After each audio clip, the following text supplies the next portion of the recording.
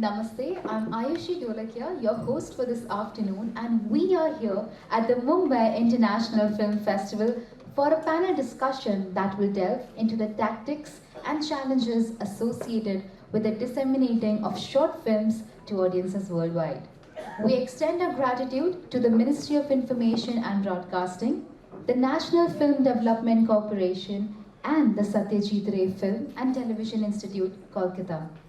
Short films have become a vital medium for filmmakers to express their vision and engage with audiences.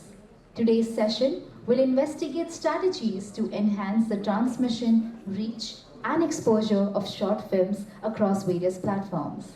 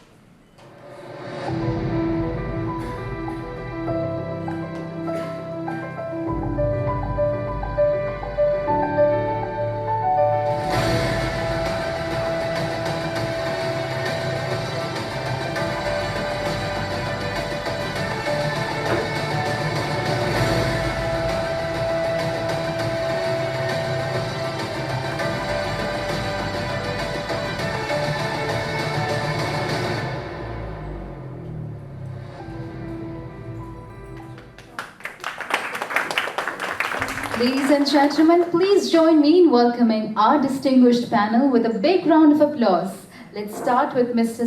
Mody, sir, CEO of Pocket Films. Ms. Chopra, ma'am, an actor, author, and producer.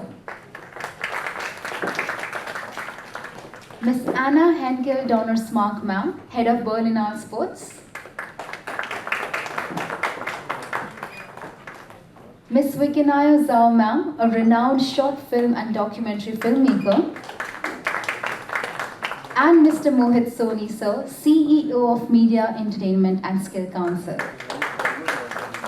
And moderating today's discussion, we have Mr. Pankaj Saxena, sir, Artistic Director, Mumbai International Film Festival. Please may I have a huge round of applause from our audience. May I now also request Mr. Prithul Kumar sir, Joint Secretary Broadcasting, Ministry of Information and Broadcasting and Managing Director, NFDC, to felicitate our guests.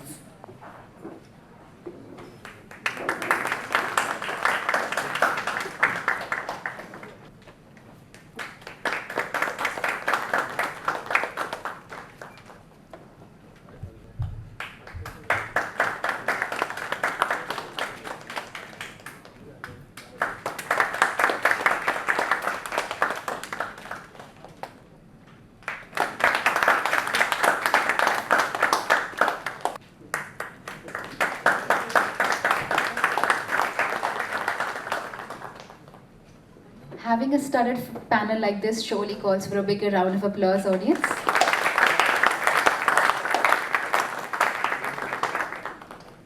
Also, with regard to the question and answers, we will take your questions following the discussion, so please hold on to your queries till then. And may I now please request Mr. Pankaj Saxena, sir, to commence today's insightful panel discussion on enhancing the reach and impact of short films. Over to you, sir. Thanks very much. An excellent introduction has been made digitally or electronically already, so you know who's who. That saves me the trouble and the time to introduce them once again. This is a very interesting topic that we are discussing today, so thank you very much for making time to be here at the Mumbai International Film Festival. Nice rainy day. And I want to thank the festival and Gauri particularly for picking this topic of short films, because this is one thing that sort of gets left out. When we talk of short films, and I see some short filmmakers here and some cinema students here, also some cinema practitioners here and some faculty So it's a very, very interesting and varied set of cinema-loving people.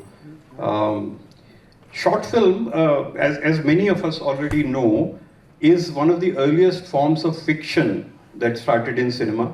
And I think the earliest film that one might remember is a film called Great Train Robbery in 1902. And then, very quickly, very many filmmakers, but particularly David Waugh Griffith, in 13 years' time made a 3-hour plus film called Birth of a Nation. And from that point of time, this long form somehow overtook the short form.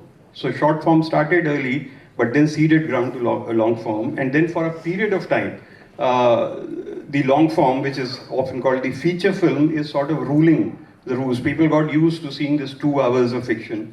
And one of the issues with short films, of course, has been that there is really no standard format. So anything that is not a feature length in film festival parlance, less than 70 minutes so there isn't really any standardization.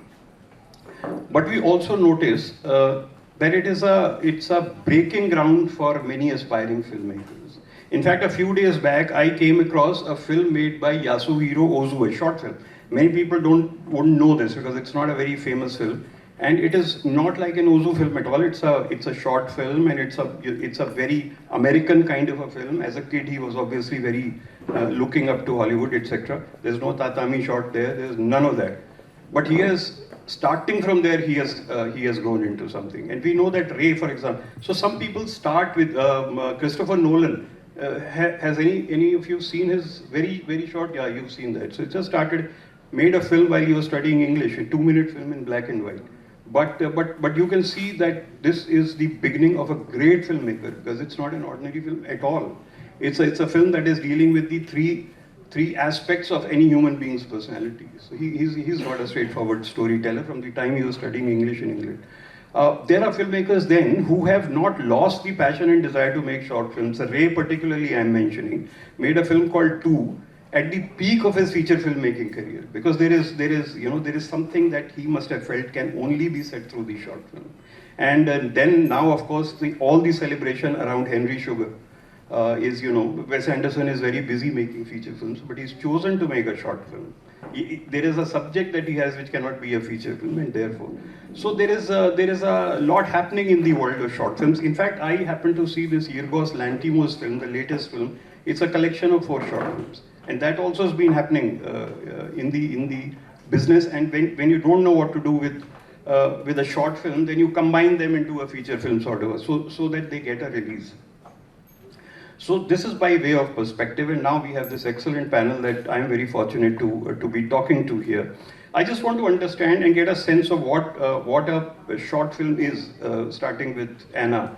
You deal with short films. What is a short film? In the case of Berlinale, the short film is anything that's less than 30 minutes. And other than that, it's all open. And maybe, if I'm not mistaken, I'm not very good at film history, but I think it was actually a woman who, for the first time, thought about adding several short film reels to make a feature film. Alice Guy Blanchet, if you ever heard about her, a French woman, very interesting. Because until then, 10 minutes was basically the roll, the amount of film that could be loaded into a camera. And she was the first one to say, why don't we just add a few of those rolls and then make a feature film? And almost all her work is lost. That's why we know so little about her. But I thought it was interesting to add to the history. So in case of Berlinale Shorts, we are open to any kind of form and genre. And for us, there's always 2 ways that I try to describe our profile or what we are interested in. If you look at European literature, I don't know what it's like for the literature here, but for many people, if you want to compare literature with film, with cinema, for many people the feature film is the novel and the short film is the short story. For us, the short film is the poem, which means it has different rules, it has different potentials, it can work in a different way than a short story or a novel. And we are interested in it. It has certain, short film also has certain liberties, maybe because there is not the pressure of the market so much. So we are interested in what do people do with these liberties, with this freedom. Where do they take cinema? How far do they go? And there are many films, as you just said, that wouldn't make sense in more than the minutes they use. There's no point in blowing them up. It's really this little crystal that makes them so beautiful. And with this poem, it's also, for many films that we show, because some of them I've seen 20 times or something like that, and I still enjoy it, or I enjoy it even more every time, because it's like a poem that they're so dense, so full of layers, that with each reading, you discover something you didn't see before. You see a new layer, you add something. So yeah, that's, I think, the beauty of short film. Yeah, thank you. I think you've described it really well, and especially taking the example of Alice Guy Blaché. When we were studying cinema, there's some people from FTIS or FTI. When we were studying cinema, we thought Lumiere was the only guy who was making, pioneering films. But Guy Blaché is actually within that period, exactly overlapping the same period. But nobody knew of her existence unless she chose to write something about herself. So she's a great discovery and a great name. Samir, you are. We had a great red carpet yesterday, and your filmmakers are all there, very happy, and you're the patron saint. I mean, I wish I was born today and then get my films exposed through Pocket Film. So would you, what is Never too late. Okay, thank you. So I'll come to you. So how do you see short films? I'm saying not as somebody who's distributing or promoting them, but as a form of entertainment or art or communication. How do you see this beast? Basically, the way and what excites me about short films is, at the end of the day, and I'm looking at it from a very regular Indian consumer point of view, is that we're looking at entertainment. And when a short film in a short duration of time can give me that same entertainment, information, engagement, I think that is what kind of makes, and the best part, of course, is in shorter duration of time. So the gratification that one would get on watching a feature film, which consumes 90 minutes of your life, you're almost getting that same kind of gratification in, say, 15 minutes. And that allows you to watch maybe 5 other films, but the most important point being, getting that same sense of whatever that you want to look at in a content. Either it is entertainment, or either it is information, or just a thrill. The ability for a short film to give you that in a shorter period of time, I think that is what really excites us, and me in particular, as a viewer of short films. That is very true, and I think all this data that we keep getting and hearing about is about shortening of attention span. It may be, I mean, if it is going the cricket way, then it is, the future of short film may be better, like the present of T20 is. And of course now a lot of people are talking of T10 also, so it's getting there slowly. Chutney, how many have seen Chutney? Okay, so quite a lot of people have seen Chutney. So from that perspective, from that experience, Tiska, how is a short film, especially compared to a longer film or a feature film? So for me, a short film, for me it came about as a necessity. I wasn't necessarily looking to do a short or a long or anything, but I just had the budget to make a short film, and I had a story which lent itself very naturally to a short form format. Essentially, I think it's in miniature. And because it's in miniature, you have to be able to nuance it and layer it that much more.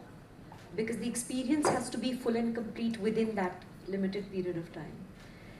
It's a small vignette, a small window. And in that window, as you're passing through, you should be able to tell the whole story. And that is the challenge of writing it, and the format of also making it, that you have no time for exposition whatsoever. So every scene, every moment has to be extremely hardworking, because it has to do so much more than what a feature length you have time to explore.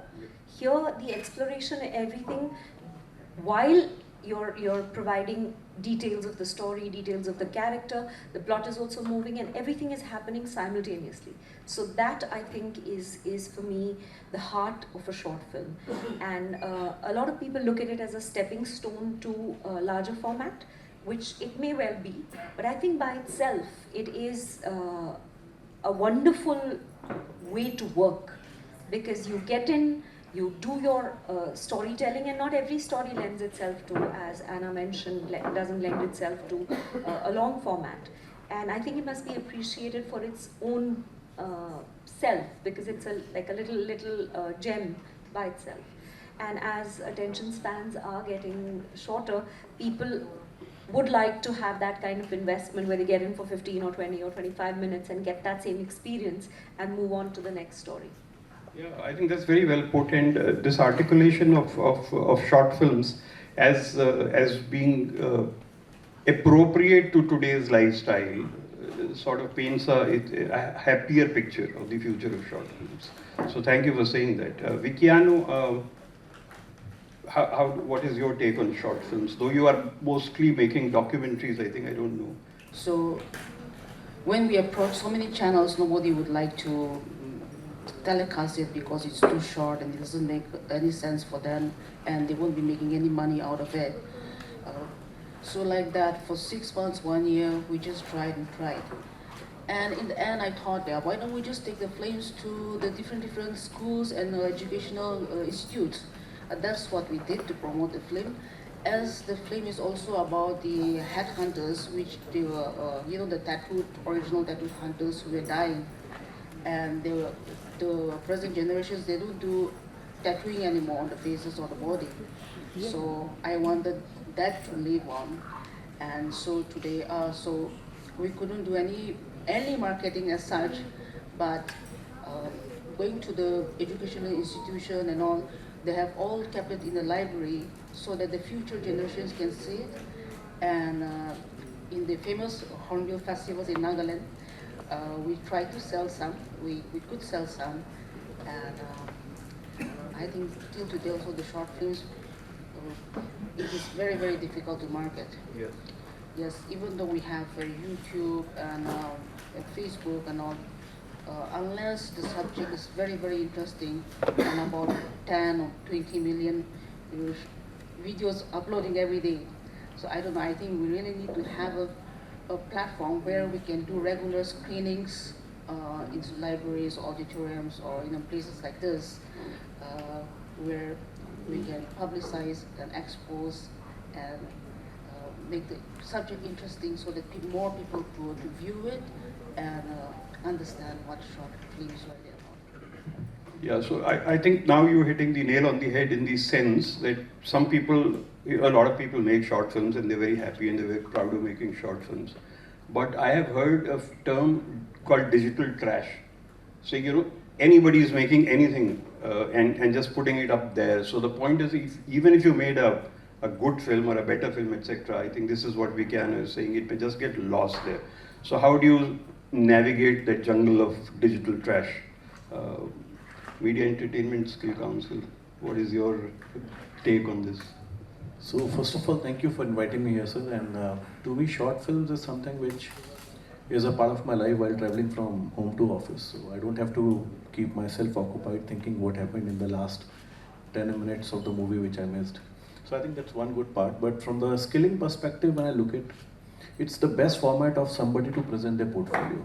And it opens a big pathway for them to see what opportunities they could extract.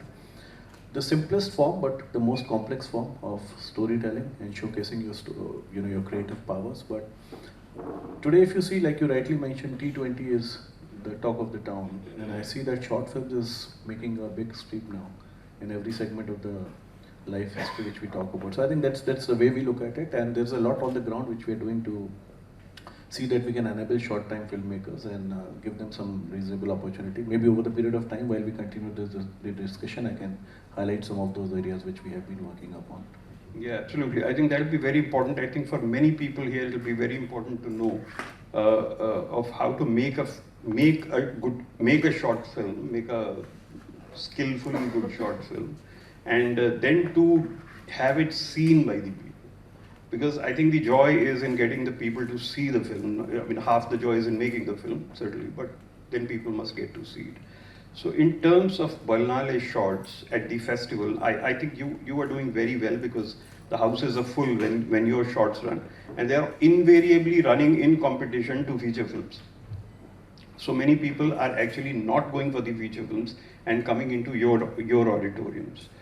So how do you sort of navigate that or manage that or program that so that it stands on its own feet, the shorts program? I mean, Berlinale is very generous with the shorts because we get the big cinemas. We have 2 screenings with 700 people in the auditorium, and then we have 3 more repetitions. So the audience really has a chance to get a ticket. Maybe it's important for you to know Berlinale is, I don't know if it's the biggest or the second biggest audience festival, which means I think 500,000 people go to see a movie at Berlinale within those 10 days.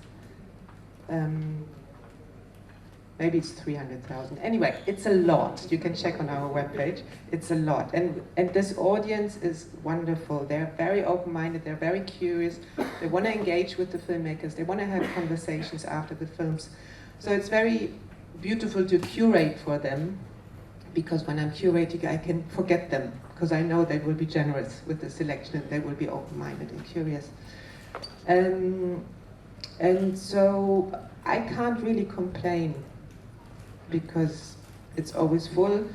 What I noticed is that we have people who really come to every single screening. They want to see all the 5 programs. And some of these people are people not from the film industry. There's an old couple that comes every year. They take their holiday. They come from the south of Germany. They take their holiday to come to Berlinale, and then they make sure they come and also see the shorts. So I think there is a huge audience for short film, but that audience doesn't know that short film exists. Like the ones who come to Berlinale, they know. But very often, when I bring somebody along who has never seen a short film program, they say, oh my God, I didn't know, I'm going to come back, and then they're hooked. And I think there's a lot of these people out there who just don't know that there is independently artistic, beautiful short films to discover. Yeah, and I just very quickly want to sort of ask you, your program is a very international program, so you're getting films from all over the place, and then your audience is also very international. So in that sense, there's a lot of cross-pollination happening within the ambit of Berlinale shots. So how consciously do you do this, or how do you actually get to get that kind of variety of films that you do? So we get submissions from all over the world. We had this year 4,600 submissions, and we showed 20 films in the end. We don't go by country or region. We really look at each film individually and then decide whether to invite it or not. And then we hope it really represents as much of the globe as possible. But it's not our first criteria. And also, maybe just a little footnote. I think 2 years ago, I was a little bit frustrated because I thought like, oh my God, we have 4 films from France. It's a bit too much out of 20, you know, and it's a bit too Eurocentric, and then we have 2 from Belgium. And then I looked at the nationality of the directors, and it turned out they actually came from all over the world.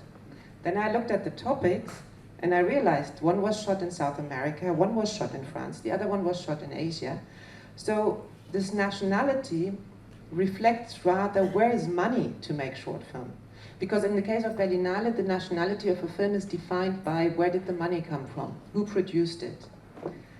And so very often these country ratios don't really reflect whatever. Yeah, exactly, or the topics. They reflect more where could those filmmakers produce those films. So we had, for example, quite a few Iranian filmmakers working as a Dutch film, as a French film, with topics that dealt with Iran. But if you look through the catalog and you look for Iran, you wouldn't find those films because they are produced in a different country. Yeah, so there was a time, and I think that time hasn't really gone away, when the producers or the directors' big joy is to have a film release in a cinema hall like Maratha Mandir, and then, you know, have huge queues outside the theater, sometimes lathi charge. You know, there's great physicality to that whole whole process of screening and people coming around. With the short filmmakers, this has never happened, and very likely this will never happen. But the short films have gone onto the bandwagon of digital dissemination.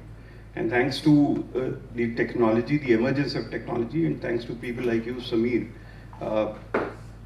that you are now enabling filmmakers not only to be seen by people within their country, but all across.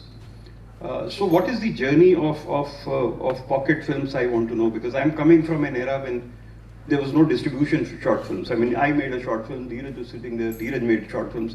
Our films were just seen in film institutes and film festivals. That's where the whole story ended. So, just to give you a brief introduction into why we got into distributing short films was that in my earlier and I'm talking about 2008, 6, 7, 8, where we were placing people in the media and film industry, and that was our core business. And every single person who I would interview for a particular job in the media space would always in their resume have that I've edited a short film, I've directed a short film, I've been cinematography for a short film, and I was like, okay, what is this short film and what do you do with it? And they said nothing, we just make it to showcase our skill, but then it just lies. And that kind of gave us a thought that there is so much content being produced which is not actually seeing the light of day. And that was a time when YouTube was kind of making its presence felt globally. And we partnered with YouTube in India. We were amongst the first few partners for YouTube in India. And we started putting up all these films online. So that was the core objective there at that point in time, when we realized that if there is so much talent which is putting in so much effort in creating something, the ultimate aim of any content which is created is to find an audience. And given the format and given all the other commercial and economical pressures, it is not able to find its audience. And that's when the whole digital movement was allowed us to actually at least first make it available. Once it became available, then it became our job to see how it is going to be discovered in that sea. So that's what my team primarily focuses on, is ensuring that, or not ensuring I would say, but putting our best foot forward in terms of getting the content discovered. And like you said, digital trash, I'm going to definitely borrow that word. Because honestly speaking, and many people don't like it, but the real truth is it's a 90-10 game, where 10% of the content is really interesting and amazing, and the remaining 90% there is just there to increase the volume. So our aim, but it is like, like a chalni, as we say, splitting the chaff from the rice, wheat. Is to take this forward, and that is how we try to put a focus on these short films and reaching to an audience. And another very important thing that we realized is that the content, good content, is engaging. The problem is frankly discovery of the content. How do we get the audiences to actually watch it? Because we know that if they start watching it, its content is strong enough to keep them hooked onto the whole thing. But the important piece is getting them there. So one of the core objectives that we try to do at Pocket Films is to reach where the audience is. So we're not focused on trying to say everybody come to Pocket Films to watch our content. We keep on trying to partner with platforms in every medium to see how we can take our short films elsewhere. So while we're known and our focus is digital, we're launching our OTT for short films, we're launching a fast channel for short films. But in the past, we've experimented with all conventional mediums as well. So we've had a TV show showcasing 3 to 4 short films every week, run for 3 years on a national television channel. We've partnered with PVR and created anthologies of short films and released it across 6 cities within India. Unfortunately, COVID stopped that plan. We've curated programs for different festivals including the Indian Film Festival of Stuttgart and the Indo-German Film Week in Berlin. And when I attended both of those festivals with a compilation of our short films, and typically with Indian screenings, we have a sense that theek hai, kuch log aayenge, some people will come to see. And when we had gone for the screening over there, especially in Stuttgart, each ticket was for, I think, roughly €7, if I'm not mistaken. And I was like, €7, the festival is going to charge, how many people will come and watch, Typically being a little bit suspect about it. It was full. There was no place to sit. I was also in the auditorium and I was actually standing so that somebody else could sit. And it was an amazing experience because that's when I saw that 90% of the audience were local Germans and not just Indians. So that there is a culture there of appreciating short films like she mentioned. And so we've had these successful screenings there as well. And the aim now is to see how we can get more and more spotlight to this format of content even in India. Because audiences are consuming it, it's just a matter of changing their habit and putting more of a spotlight, and that's where festivals like these are really helpful. Yeah, that's really good to know. May the force be with you. And to this guy, so there is this digital space and there's this whole social media, all of that is one navigation to be done. But as an artist, as a writer, as a filmmaker, as an actor, there is this feature film monster on one side, and then there is this OTT possibility on the other side, and these one-off short stories are in the middle.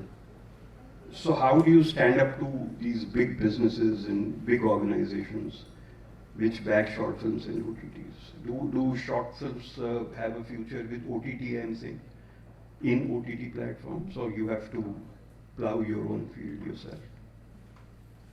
I'll answer that question in two ways.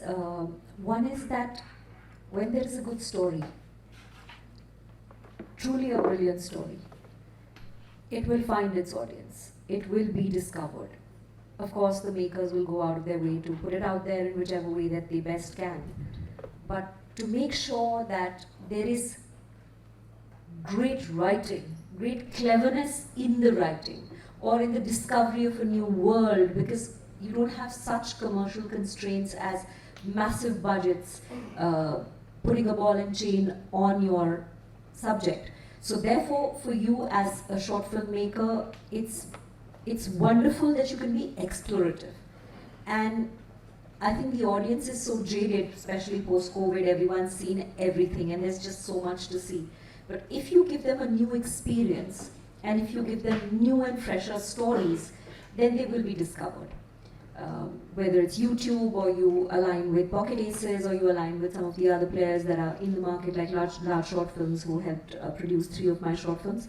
So when you liaise with people who are in the ecosystem, there is, of course, they're going to be seen, and then the virality that one is hoping that it achieves comes only from someone else, from word of mouth. You can put in money, you can do your SEO, you can do whatever you want, but ultimately the biggest draw is the film itself. And because you are hungry, you're exploring this medium, you're not making a project. You're not going the route of what Hindi commercial mainstream film would go for, wherein they're like, making a tree and then hanging the fruit on it. You're kind of growing a new kind of plant, a new kind of idea. And I think it's a great place to explore new ideas. And once you have something which is new and exciting and fresh, it has its own energy. It sucks its own audience to it. And I think that you can do that because there is the commercial constraint. Yeah, I think that is excellent, because then what you're suggesting is that you play to your strengths rather than get overawed by whatever is there in the market. So that's very hopeful. You took your film to Cannes in 2010, was it? Yes. 2010. Yeah. So did things change after Cannes in terms of the opportunities and possibilities? No. No.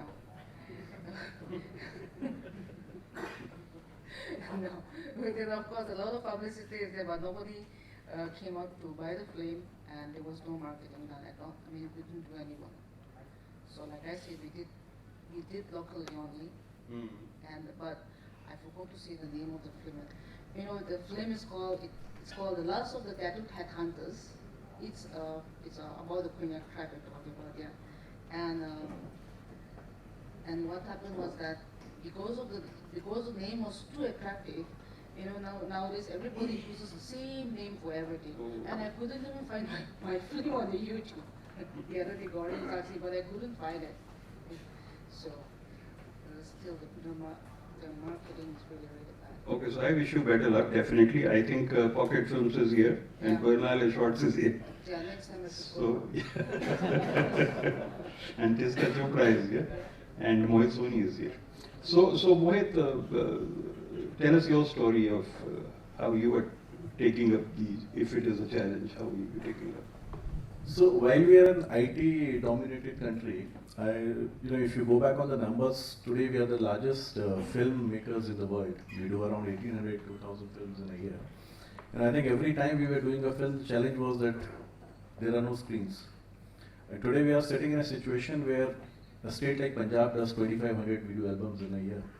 And short films, the number is countless. The challenge is two-faced. One side is certainly what we have been talking about is marketing and distribution. But on the other side, if you look at it from a wider and a bigger perspective, institutions like FTI, SRFTI, Whistling Woods, you can count them on your fingertips. There are hardly any institutions which actually train the people on the right format of filmmaking, or for that matter, any other art of creativity. I think that's one big challenge which we have seen. We did an exercise under the Ministry of Skills called Recognition of Prior Learning. We went across to almost all the associations in the country and certified around 5,70,000 union members on different technical aspects, whether it was a cinematographer, whether it was a dancer, a musician, or a sound composer. We found most of them learned on the job. They had a zeal of being in the sector and they learned on the job. And I feel today that's the same thing. You go to any state of the country today and you will find everybody wanted to be a filmmaker or a dancer or a singer or a musician, and they believed they could do it. So I think one side was certainly the challenge to crack how we could establish more institutions. Second side was to see how the content which is generated in these institutions by those candidates be not just, I would say, refined, but also improvised based on the customer behavior and the customer taste. Because in India, like season, customer behavior changes very quick. So you have to be on the trend. So one is the establishment of centers of excellence, which we are doing across the country. So there are around 10 centers of excellence which we have at this point of time, and we are bringing another 20. So we would very soon see a big foray of new age entrepreneurs and creative talent to be coming out from here. That's one side. The second side is, which we have been also talking about today, is whether there should be an OTT platform for short films or not. So Munjal sir is on our governing board and one of the founders of the council. On 28th of June, certainly I will be asking a proposal to my board to see if we could actually take up an OTT. We have been in discussion for it for almost 1.5 to 2 years.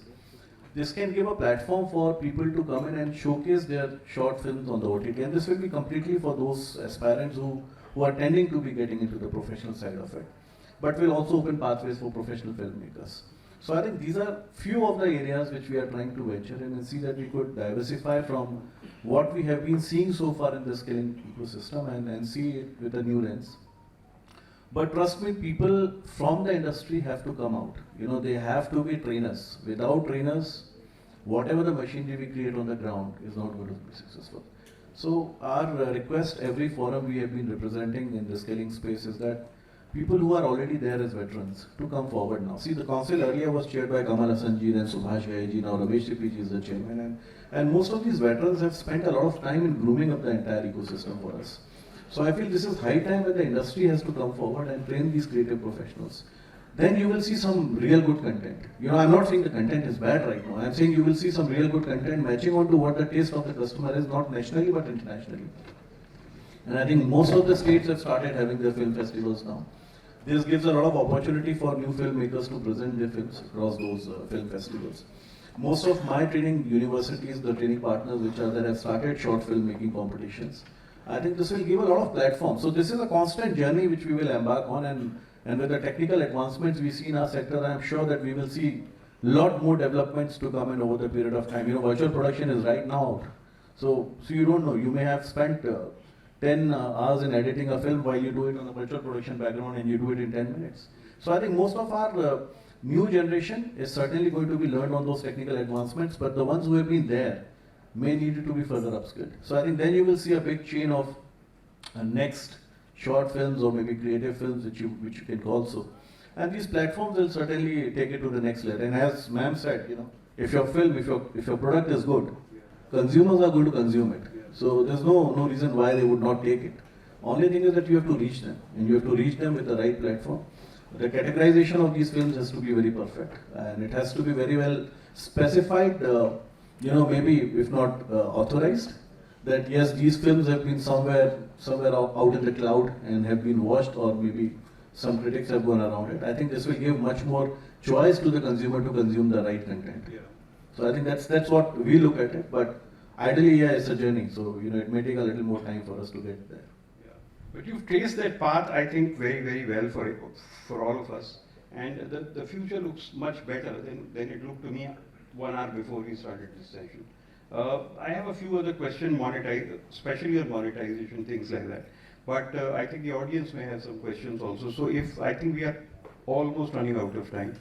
But if anybody has any question, you may just raise your hand. And do we have a mic that will roll?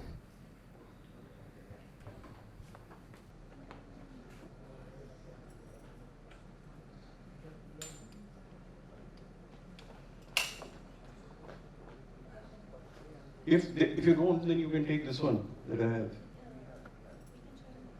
Yeah. Yeah, we can share the mics here and you can take from us. Yeah, sorry, if you can just stand up so that they can see you, and if they understand your question, then they will understand the answer. Introduce yourself also, please. Keep the question short. Thank you, so sorry. No, I'm saying introduce yourself, keep your question short. Thank you. I'll try to. Thank you. This is Mukesh Chandra here. My film was released here in 2022. It's called Moon on the Man.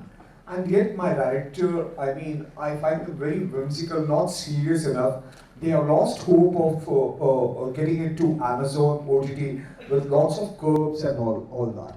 Lots of some need some things, and some need, I mean, the new filmmakers also aghast. People are also thinking, I have been repeating this, that year after year we come here. I mean, as Sir said, that he's trying to open some new flood gates for people to, people are very amidst, I keep on hearing people have lost their money, even Shyam Benegal says that never put a money from, I mean, he's also taking it from markets, making other. So my question, it's not a question, but I feel that some new platform, some new way of thinking has to, I mean, as soon as you recognize a talent, there should be some way to nurture a person and make him into something which, if he doesn't have a career, so that his career. Yeah, no, your point is very well taken. Do you want to respond? Any of you want to respond? As soon as you got it, observation. Sir, I'm very sorry. Yeah. Just a thing. Can I just move on because we have very little time now? Very quickly. You got your talent, straight away pick him up. I mean, Sachin Tendulkar had, Gavaskar had Ravi Shastri at the age of 16 playing for India versus Pakistan, and you never know what Sachin Tendulkar is going to be. Or you put Ravi Shastri sitting in Mumbai and speaking as the best commentator in the world with Richie Benoit, Ian Chappell. So you never know. As soon as you got the talent, it should not be in the cans. It should not be in the cans. That point is very well taken. Thank you, sir. Thank you very much. Who else wants? Is there any question? There's a money question that I wanted to ask. If anybody wants to ask that question, you ask it. Otherwise, I'll ask it. Any youngster from film school? So, yeah, a mic will reach you. Hello, my name is Nikhil. I am from SRFTI. I'm a student there. So my question is, you've been talking about distribution and marketing of short films, but what about the funding of short films? There's like very few grants that fund short films for students who are like starting out, like people like me, and want to make films.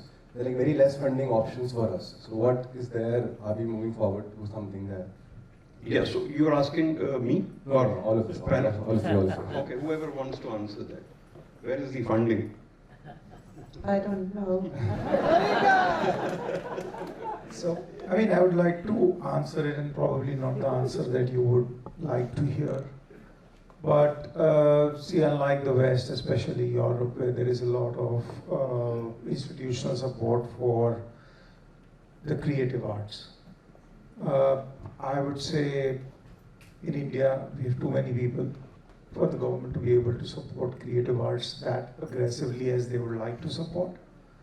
But see, at the end of the day, also we Indians are born with a Jugaad DNA. So the best way forward is to actually find the way for yourself. I'm saying, if you keep on waiting for somebody to stand up and fund you and then you will make your first film, it is going to be a waiting game for you. I think it is important to figure out what is the story that you want to say and how can you say it within the means that you have. Get something out. That content will give you recognition. That recognition will probably open the doors for the funding. So it's a cycle. Don't wait. To borrow from Nike, just do it. And I just feel, a lot of our creators at many times get stuck in the process and they say, you know what, I need this, then I will do this. I get this, then I can do this. That's basically playing the waiting game and trying to find somebody else to fund your dream. Very rarely does that happen. It may happen, but I'm saying very rarely does that happen. So yes, I think a lot of people will be exploring that option. We ourselves fund the creation of short films to a certain extent, but it needs to start making sense for me, and why would we bet on you when I have 50 other options to bet on? So there has to be something that you do, you create, which you attract me, and we will be able to look into it, not just us, but many other people. Yeah, Mohit, you want to... Sorry, go ahead. Jiska, go ahead. I'm sorry, what's your name? Nikhil. Nikhil, hi. Please sit. Very good question, Nikhil, and something that I'd like to add to. Very rightly pointed out by Samir, that there is, you have to be, India is essentially a country of stories. Cinema is not necessarily an Indian art. We may be the largest creator, but it's a Western art. It came to India. But we are a country of stories. We are the कहानी प्रधान देश है हम लोग. हमारी रामायण, हमारी महाभारत, हमारी इतनी सारी जो हमारी कहानियाँ हैं, those we have a tradition, we have an oral tradition. I think that's a very good place to start with a great story, something that you want to tell. Then an iPhone can do the job for you. Get a bunch of students from your institute, get a bunch of friends, make a kick-ass film, get it out there. The audience is not interested in the tech specs of your film. They're not looking at that. They're looking at the story. They're interested in the heart of your film. Anna can comment on the aspect of what a festival like Berlinale looks at for the technical aspects. Make sure you meet the criteria, and then there are festivals, and if your story meets that criteria, you will find a market. Why are you fretting on funding and all of this? Make a film. Go ahead. Shoot it on hire, beg, borrow, even steal a camera if you need to, and make that film. Just make it happen. But find a brilliant story. Find something that people haven't seen, and then it will find its place in the sun. Don't keep thinking funding, because then you'll put a ball and chain around your feet and you won't be able to move. And if I may second that, sometimes these restrictions with budgets also help, because then okay, I just have 3 shooting days, so I better know precisely what the frame should look like and where I want my camera. And so you have to be even more precise in your decision making, in your preparation, and in finding the right way to bring that story across with the little means you have. So very often, if you have a cross to bear, you might as well use it as a crutch. It could be what makes the film really interesting. And we had a film, and I'm not saying that so that you all send me your mobile phone films, but we had a film last year, this year in selection, by a Chinese filmmaker. He shot it on an afternoon on his iPhone. which is also part of the story. But the script writing was so brilliant, and it was amazing how in those 7 minutes he conveyed a feeling that we were all sitting in the screening room in the selection process like, oh my God, who's going to cry first, you know? So he just knew how to use this little means of the iPhone and work with that. He even made it part of the story. So, and that's nice thing. And I know with this little funding, self-exploitation is a problem, but maybe with short films it's so few working days, the self-exploitation might still not Funding, be you know, when as everybody bad talks as about with funding, like a feature film. funding in India. So I think first of all, Nikhil, congratulations for being a lucky one to be chosen in one of the finest institutions we have in the country. See, today, when you look at funding, you know, when everybody talks about funding in India, you go back and look at somebody who's known as social media influencer today. What sort of funding they would have? Maybe negligible, but still they make huge money. I know some very good short filmmakers, and you know, once when I spoke to him, he said, I do commercial short films to earn money to showcase my creative film. So, you know, today product marketing and product campaigning has changed completely. Trust me, gone are those days when we used to rely only on ads. We have seen a lot of short films being commercially feasible and commercially presented. So I think this opens a big avenue for short filmmakers to start looking at it from a different angle. See, you are creative, you are a filmmaker, you are a creative genius. I have seen people in Swaya Madhopur making a sketch of a tiger, and it is much more better than a photograph which could be clicked. But they don't know how to sell it.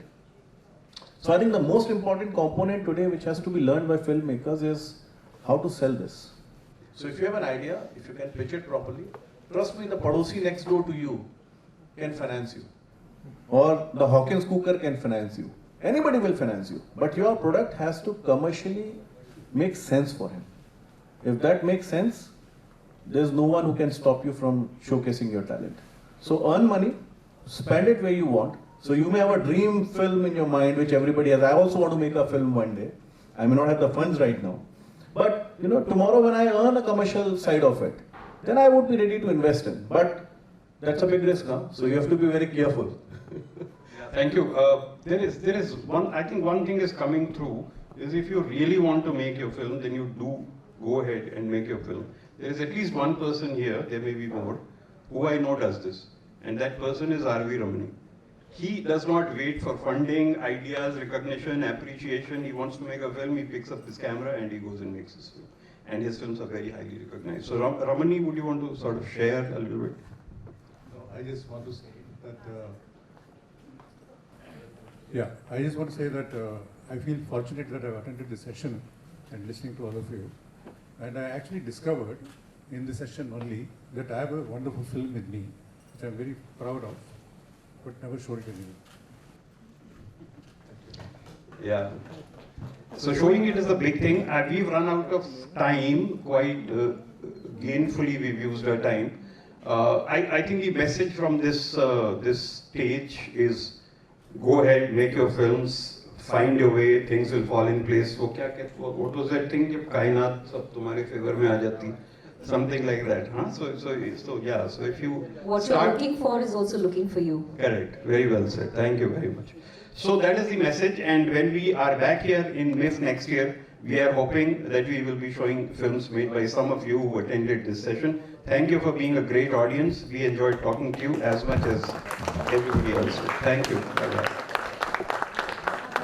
Thanks to the moderator, Mr. Pankaj Saxena, sir, for leading this discussion, and also a big thank you to all our panelists for sharing their valuable insights into how to disseminate your short films. We acknowledge the National Film Development Corporation for hosting this festival under the Ministry of Information and Broadcasting, and extend a heartfelt thank you to our dearest audience for their engagement this afternoon.